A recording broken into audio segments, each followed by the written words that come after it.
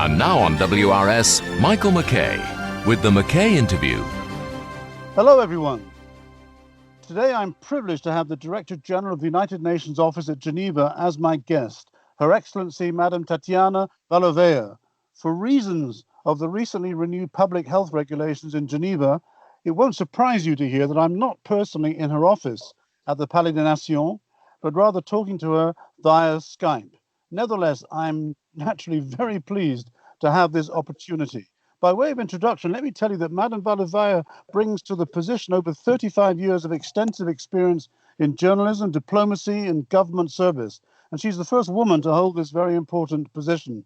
She was a member of the board and minister in charge of integration and macroeconomics at the Eurasian Economic Commission, that's the executive body of the Eurasian Economic Union, which is responsible for implementing decisions, upholding the treaties, and managing the day-to-day business of the Union. She began her career with the government of the Russian Federation in 1989 and served in various capacities, including as third and second secretary at the Russian Permanent Mission to the European Union in Brussels, and deputy director and subsequently director of the Department of International Cooperation of the Russian Federation. Before joining the government of the Russian Federation, she worked as a reporter to the Economic Gazette in Moscow.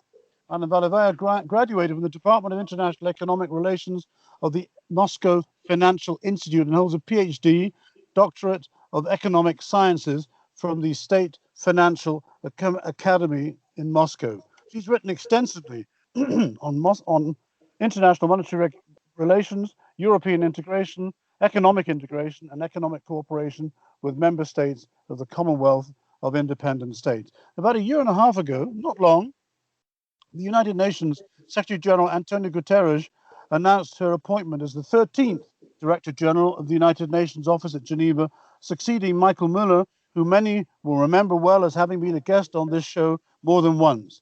Director General, many thanks for making time for me and all the listeners to the McKay Interview in Geneva, in Switzerland, and beyond. Thank you, Michael. It's a pleasure to be with you and your audience.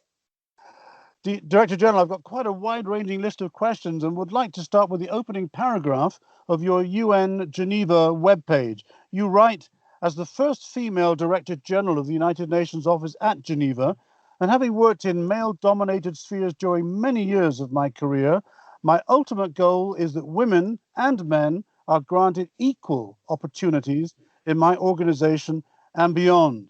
Director General, may I ask you, how have you progressed in the relatively short time since you've been in office? And please give me some examples. Well, I would like to say that, when I came here to Geneva, we already had a very good gender parity in the organization as a result of a very consistent policy of Secretary General of the United Nations, Antonio Guterres. And you know that recently we reached the parity in the United Nations system on the high level of Under-Secretary Generals and Assistant Secretary General. So I came here to Geneva, which was already very good on gender parity. And of course, for me, it was important because, as you mentioned, I worked the majority of my life in a male-dominant sphere because international affairs used to be a sphere for men, not only in my country, but in many other parts of the world. It's no longer the case. And so for me, it's important to go on with this. And I'm very happy that, for example, last year, 2019, when we're speaking about professional and higher level in United Nations Geneva, we have 48% of females, practically a parity. Yes, 48%. And in the year 2018, it was 44% in United Nations in Geneva. So it's moving in the right direction.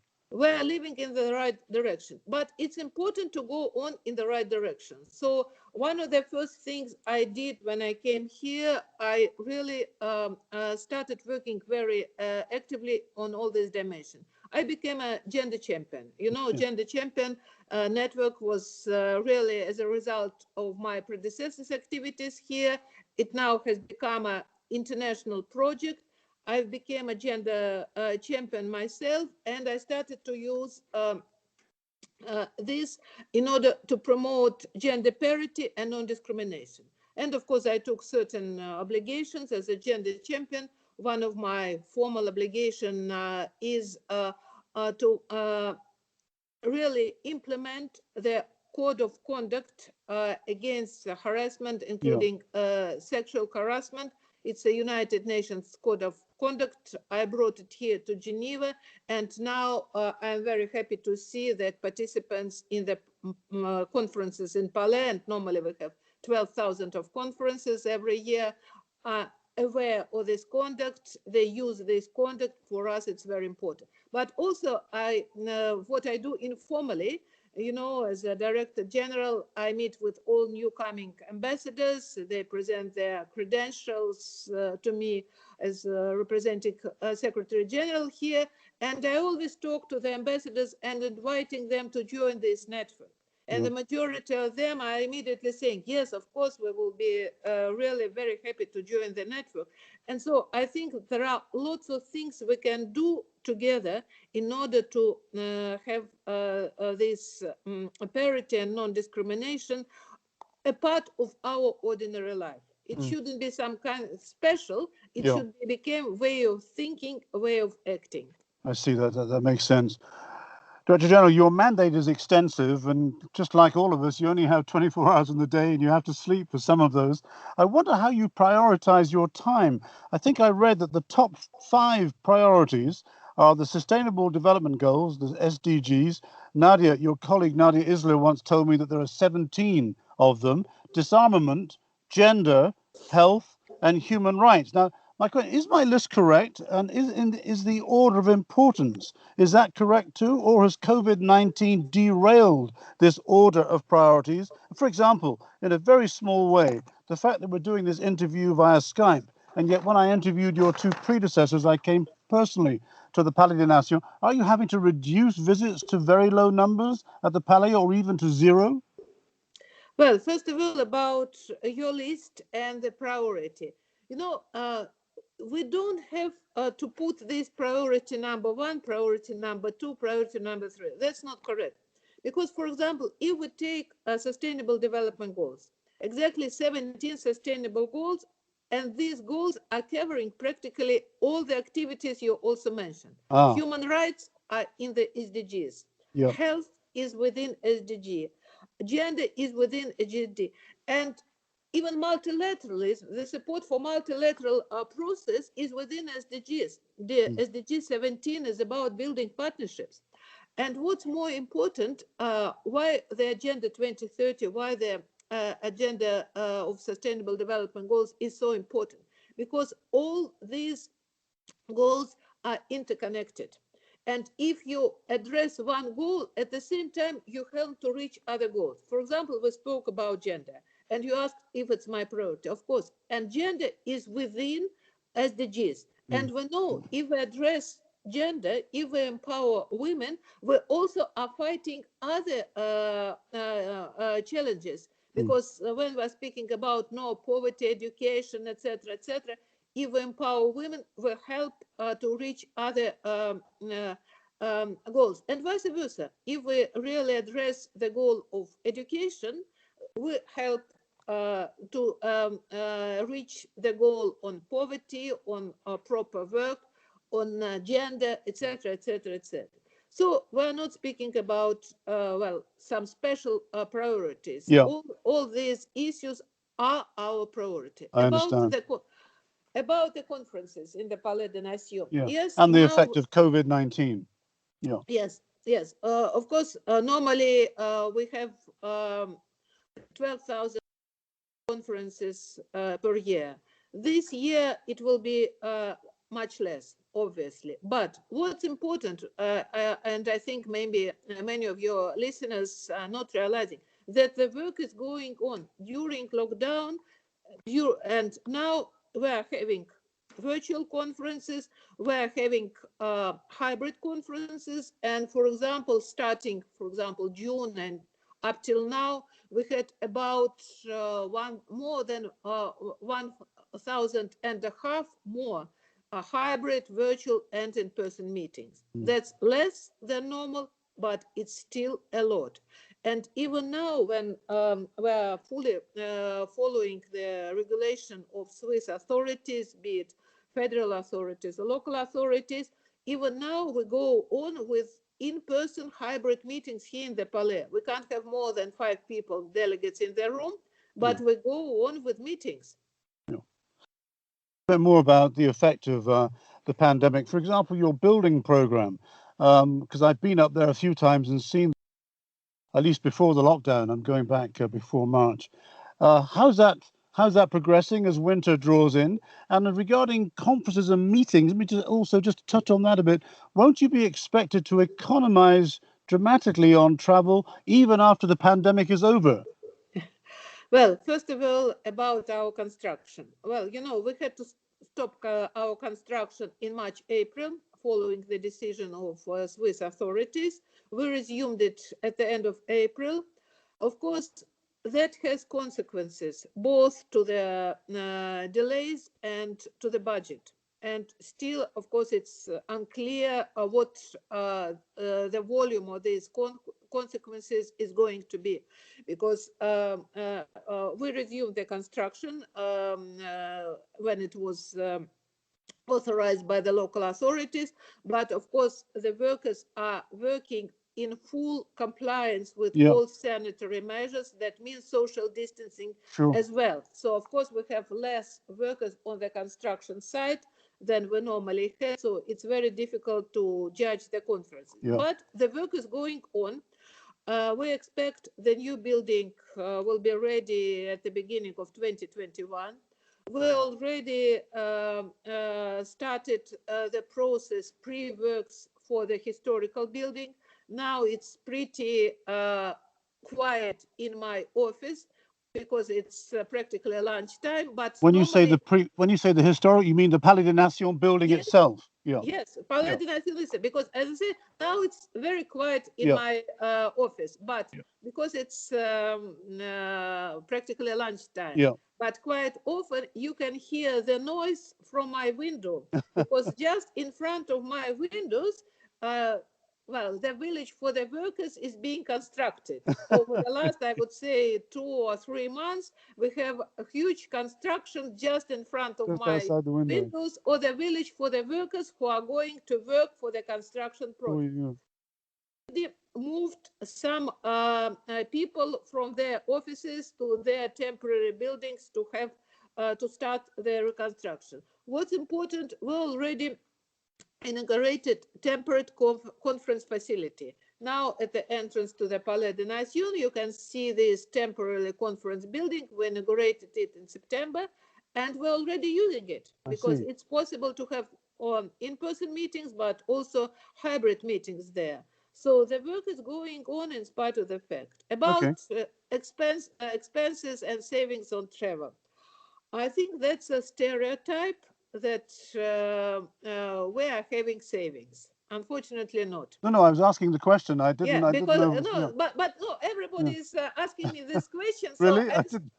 So I'm always saying that maybe member states do have savings because their delegates are not traveling, tickets are not being bought, hotels are not being booked. Maybe the member states. But as far as our organization is concerned, your United Nations office in Geneva, well, we do not have savings, vice versa. Our travel budget is very, very small, to tell you the truth. So the fact that we do not travel does not give a lot of savings. I see.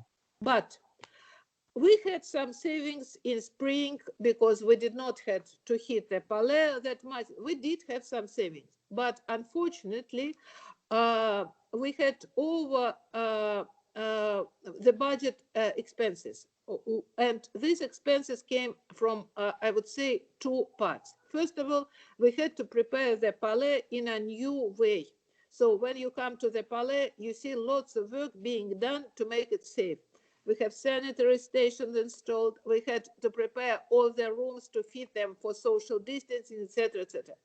And we're permanently spending more money on cleaning, on all these resources. Yeah. The second part of our extra expenses are exactly the conferences, virtual conferences. We did not have equipment necessary for virtual or hybrid conferences. Mm. We had to buy it. We had to install it in the room.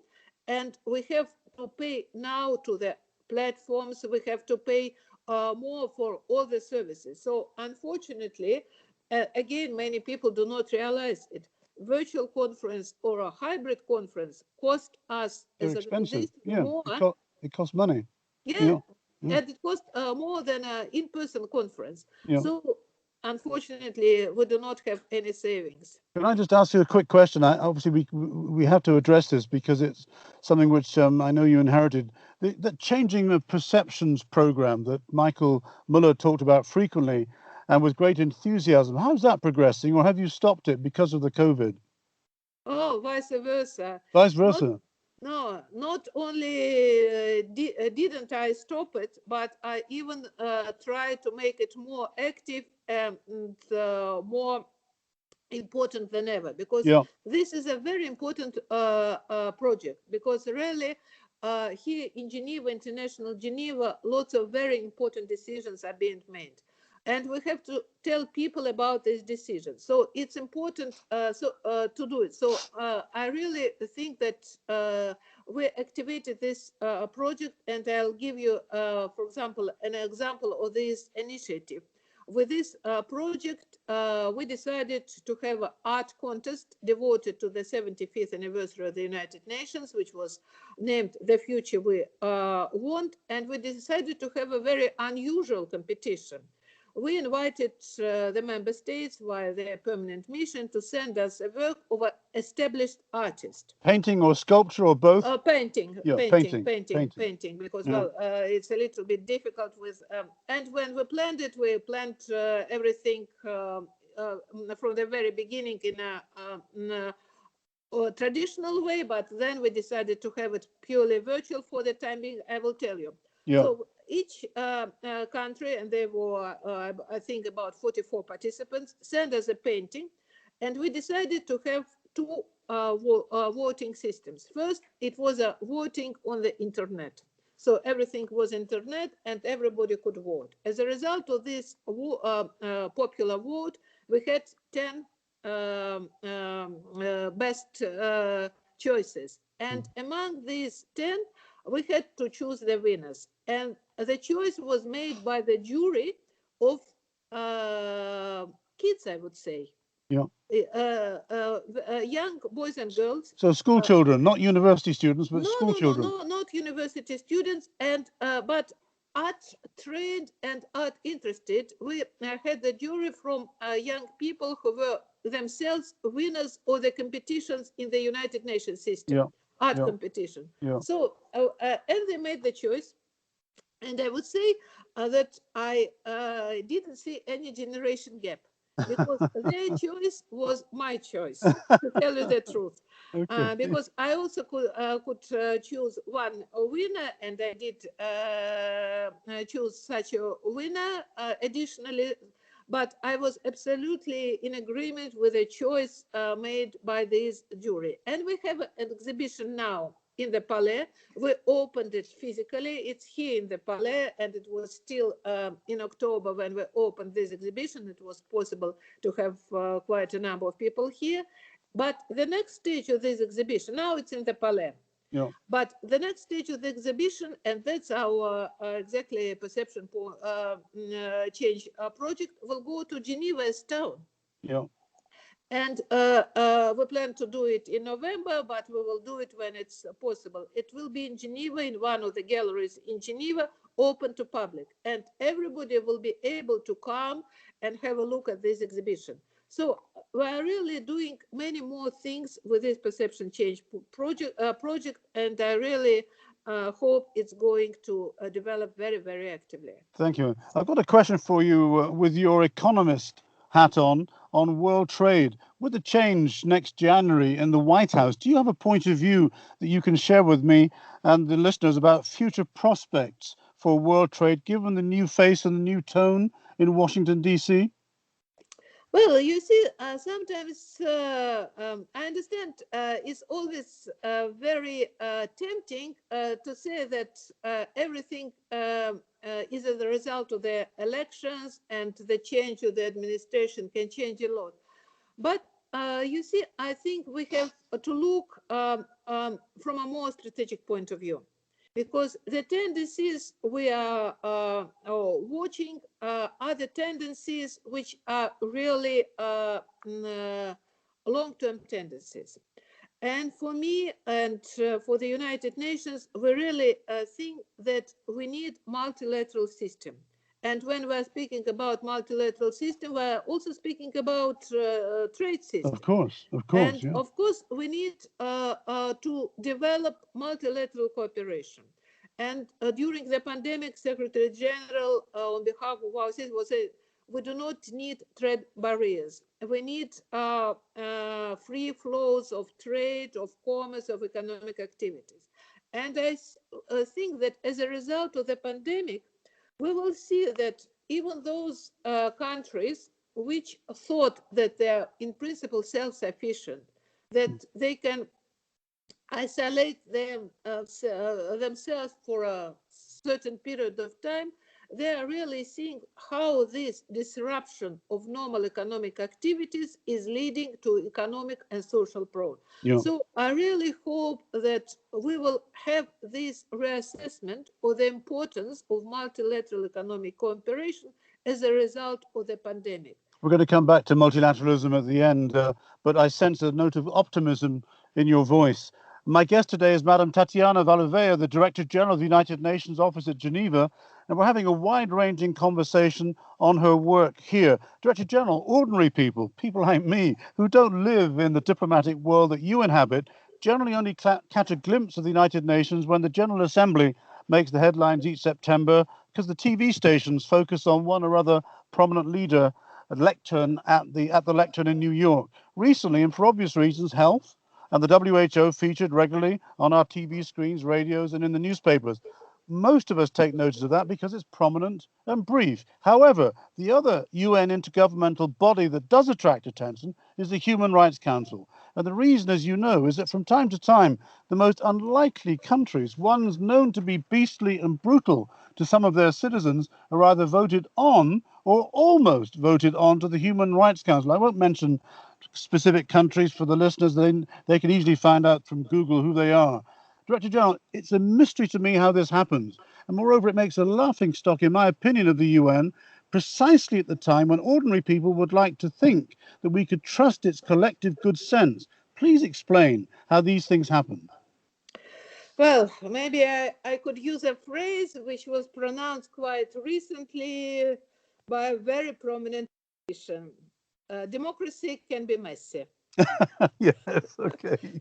And I fully agree with it. Democracy can be messy because when you are saying why things happen, well, we have in the United Nations a system of equal participation. And for example, you are mentioning Human Rights Council. We have 5 regional groups, and each regional group decides on their candidates, which are later being voted, and you need the majority.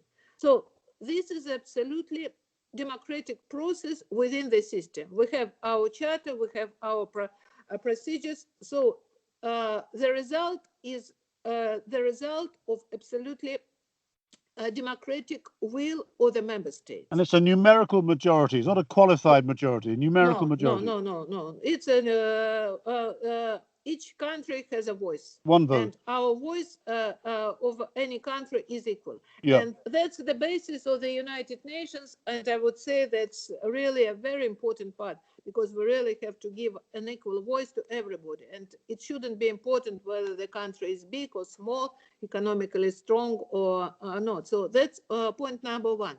Second, if we look at the countries, you will not find a country which is absolutely 100% good on human rights. And that's normal, because we all have to improve the situation with human rights all around the world. And when a country with maybe not a good track on human rights participates in human rights, it's also important because it involves the country, it involves its representative into these important discussions. So the things which you consider mystery, for me, it's a really very good result that the system is working, that everybody is participating in activities, and that gives us right, and that puts us on the right track. All around the world, unfortunately, we have problems with human rights. And Secretary General, when he was here in February, it was still physical meeting. He spoke a lot, opening the human rights session about necessity to fight for human rights everywhere and for everybody. Okay, I'm just conscious of the clock and the pressure on your time. Just a very quick question about your hosts, Switzerland, the Swiss federal government and the local Geneva government. They've been good, I know, generous hosts. I was told, I think it was Michael Muller who told me, 400 million was loaned to help the new building project. How are your relations with Bern? And do they take a lot of interest in what goes on in Geneva, in the Palais des Nations? Well, I would like to take this opportunity to thank once again our host country. We have excellent cooperation on all the levels, federal level, cantonal level, city level, and we were in a permanent exchange. Well, this year of pandemic, we're really working very, very closely. For example, I chair practically weekly meetings of for our international family in Geneva in order to discuss the situation of the COVID-19 pandemic. Every week? Well, when it was spring, it was practically every week. Wow. Now it's again, because you see, we have to have a unified response for the system. It doesn't mean that we have to have the same measures. No, because our organizational needs are different. But at the same time, it's the platform where we can interact with our colleagues in Switzerland, but also in France, because part of our staff is living in France. Yes. So we have to be able to make decisions which really, you can't imagine how many decisions we have to make. Well, for example, in spring, the frontier was closed. Yes. And part of our staff live in France. How to arrange smooth transition of people from home, or for example, when recently curfew was installed in France, but we have people who live in France and they have to. So it seems to be very easy because it takes lots of cooperation, lots of effort, and of course it's great.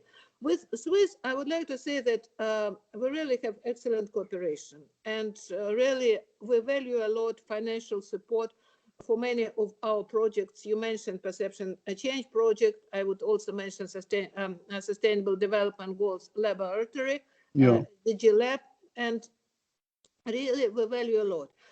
This year I was welcoming here in the Palais des Nations Conseiller Fédéral, Minister of Foreign Affairs in English, Monsieur Cassis, in June, when he brought us fantastic present on behalf of the Swiss Confederation to 75th anniversary. It was a fresque ephemer, fantastic painting on the grass, very sustainable, very beautiful. Then recently I had the pleasure of welcoming here the president of Swiss Confederation, Madame Samaruga. Then we had the pleasure to show our new construction and show the Palais des Nations to both presidents of both chambers of Swiss Parliament. And I'm not giving you the list of our local hosts of from Canton and the city because we're in a permanent contact. So I would say we have fantastic host country, and we are very grateful for the support of United Nations, for the support of the multilateral system. Thank you. I've got two more quick questions before we close. One's on conflict and peace, and the other one's on multilateralism. Let's just quickly address the conflict and peace. Has COVID-19 pushed Afghanistan, Syria, Yemen, Ethiopia, Burkina Faso, Libya out of the public attention? We don't see them that much on the TV these days. Are they at the center of your attention, Director General? And how do you, as DG, address them? I mean, from your office in Geneva, what impact do you make on conflict and eventually on achieving peace? Well, if you don't see it on TV, it doesn't mean things are not taking No, place. I realize that. Because you understand that TV Yeah. is now overwhelmed by COVID pandemic, and Yes. unfortunately, not too much time. But things are going on.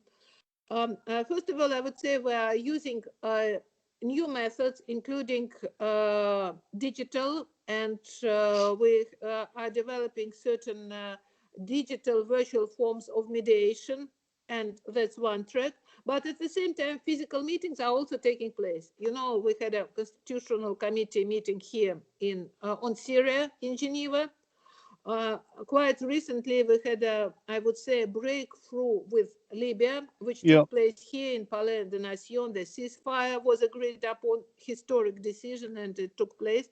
We're to have at the end of November, at the last decade of November, conference on Afghanistan here, also in a hybrid form, partially in presence, partially virtual. So things are going on, and I would like to remind you the appeal of Secretary General for a global ceasefire. And so the work is going on. Quite recently, we had a traditional Geneva Peace Week, totally virtual, totally online, but we had 280 events organized by 70 different organizations. So the work is going on very actively.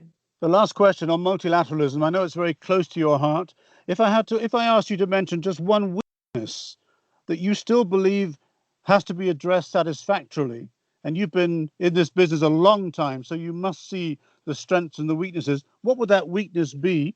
And if I asked you to address one strength of multilateralism in the Palace of Nations that needs to be built on even more, to be fortified, what would that be? It's my last question. You know, I would say it's the same weakness and the same strength. What is that? It's, I think, the inclusive character. Yeah. Because I think, well, when we're speaking about multilateralism, we are sometimes thinking about multilateralism traditional, or the multilateralism of the 20th century, multilateralism which is a result of the governments of the member states working together. That's still the case.